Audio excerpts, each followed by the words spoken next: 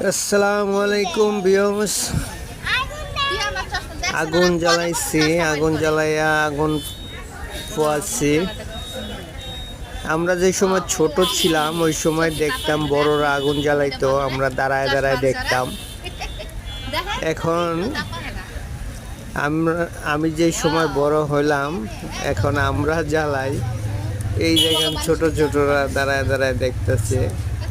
ওরা আবার আমাদের থেকে শিখবে যে কিভাবে আগুন পোয়াইতে হয়। ছাদে উঠলাম, ওইটা একটা বালতি নিয়ে এই বালতিটার ভিতরে কিছু শুকনা কাঠ দিয়ে দিলাম, তারপরে আগুনটা জ্বালাইলাম। মোটামুটিভাবে ভালোই লাগতেছে শীতের রাতে। আগুনটা জ্বালানোর পরে হাত পা ছেঁকে নিলাম, ছেঁকে নেওয়ার পরে ভালোই লাগতেছে। আপনারাও করতে পারেন, একটা বালতির ভিতরে সেফটির জন্য নিতে পারেন।